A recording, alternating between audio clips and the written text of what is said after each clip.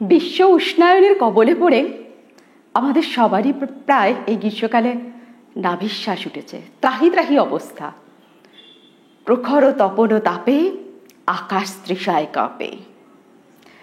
কিন্তু এই প্রচণ্ড গরমের মধ্যেও কি করে ভালো থাকা যায়, সুস্থ শরীরে থাকা যায়, তার কতগুলো ঘরোয়া উপায় আছে, আপনারাও জানেন, তবু একটু রিমাইন্ড করিয়ে দেওয়া আর কি। এই প্রচণ্ড গরমের মধ্যে আমরা প্রত্যেককে, মানে আমাদের প্রত্যেককে প্রচুর জল খেতে হবে যতটা সম্ভব, এবং সেটা একবারেই না, বারে বারে জল খাওয়া প্রয়োজন। সকালবেলায় নুন চিনি লেবুর শরবত খেতে পারেন, বা দইয়ের শরবত, বা বেলের শরবত, অনেকে বেলপাতারও শরবত করে খান। এগুলো ভীষণ রকম শরীরের জন্য উপযোগী। তারপর দুপুরের খাদ্য তালিকায় আপনাকে অবশ্যই রাখতে হবে টক জাতীয় খাবার, টক ডাল, মানে সেটা আম দিয়েও করতে পারেন, বা তেঁতুল, পাকা তেঁতুল ভীষণ রকম উপকারী আমাদের শরীরের জন্য। তেঁতুল, আম দিয়ে মাছ রান্না করতে পারেন। মসুর ডালের জল, ডাবের জল, এগুলো শরীরকে খুব ঠান্ডা রাখে। মুড়ি ভেজানো জল, এটাও ভীষণ উপযোগী। আপনারা টক দই নিয়মিত প্রতিদিন খান, টক দই শরীরের জন্য খুব উপকারী। আর রাত্রে একটা জিনিস ভীষণ রকম এই গরমের মধ্যে মানে ব্যবহার করে খেয়ে খুব উপকার পেয়েছি আমরা। দুপুরে যে ভাত রান্না করলেন, সেই ভাতটা একটু বেশি করে ভাত রান্না করে সেটা ফ্রিজের মধ্যে রেখে দিন। তারপর রাত্রে যখন খাবেন, ফ্রিজ থেকে বের করে তাতে জল ঢেলে দিন।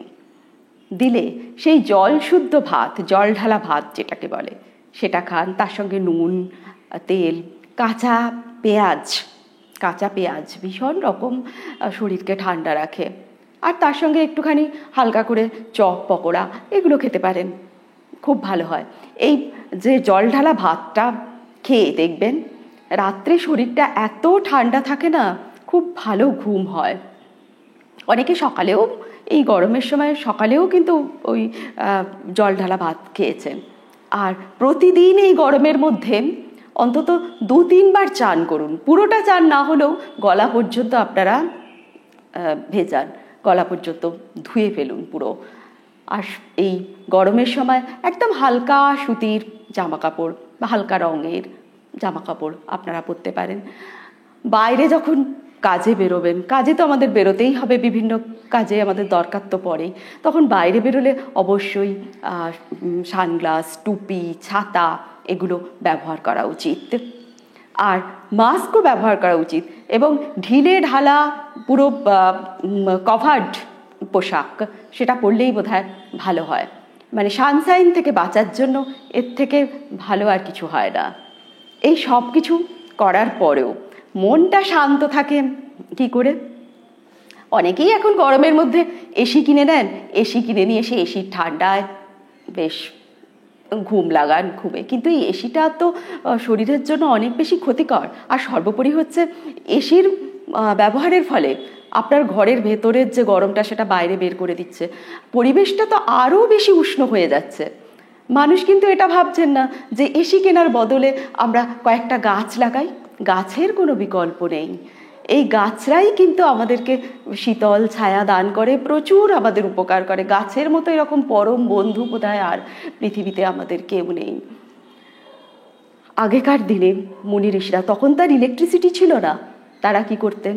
বনের শীতল ছায়ায়, পর্ণকুটিরে, মাটির কুটিরে মধ্যে বিছানা করতেন, শালুক পদ্ম পাতার বিছানা করতেন, আর সারা শরীরে চন্দন লেপে তারপর ঘুমোতে যেতেন। চন্দনটা আমাদের শরীরকে ভীষণ ঠান্ডা রাখে, ফ্রেশ রাখে। রাত্রিবেলা শোয়ার আগে বিশেষত মুখে যদি চন্দনের প্রলেপ দেন, তাহলে ভীষণ মুখটা ফ্রেশ থাকবে, ঠান্ডা থাকবে। আর ন্যাচারাল এসি তৈরি করার জন্য আপনার বাড়ির চারপাশে যদি জায়গা থাকে, অবশ্যই একটু গাছ লাগান। যদি জায়গা নাও থাকে তাহলে টবের মধ্যে করে গাছ লাগিয়ে আপনারা বারান্দায়, ছাদে বা আপনার বাড়ির চারপাশে যেখানে জায়গা আছে সেখানেই আপনি টবে করে গাছ লাগান। গাছ আপনাকে যেমন ফ্রেশ অক্সিজেন দেবে, সেই সঙ্গে সঙ্গে শীতলতা দেবে, শীতল ঠান্ডা ঠান্ডা দেবে, যে ঠান্ডায় মন শরীর দুটোই আমাদের উপকার পাবে খুব রকম। আর সেই সঙ্গে আপনারা এমন কিছু গল্প পড়ুন বা এমন কিছু কথা পড়ুন যেখানে কি আছে, প্রাচীনকালে মুনি ঋষিরা এই যে ঠান্ডা কিভাবে তৈরি করতেন প্রকৃতি থেকে নিয়ে, এই সব গল্পগুলো পড়ুন। পড়লে দেখবেন মনটাও ভীষণ ঠান্ডা থাকবে, আর তাতে আমাদের শরীর মন দুই ঠান্ডা থাকবে, আমরা সবাই খুব ভালো থাকবো। এই গরমের মধ্যে সবাই নিজেরা ভালো থাকুন, নিজেকে ভালো রাখতে যেমন চেষ্টা করবেন, আপনার পরিবারের অন্যান্য সদস্যদেরও আপনি ভালো রাখতে অবশ্যই চেষ্টা করবেন। সবাই খুব ভালো থাকুন।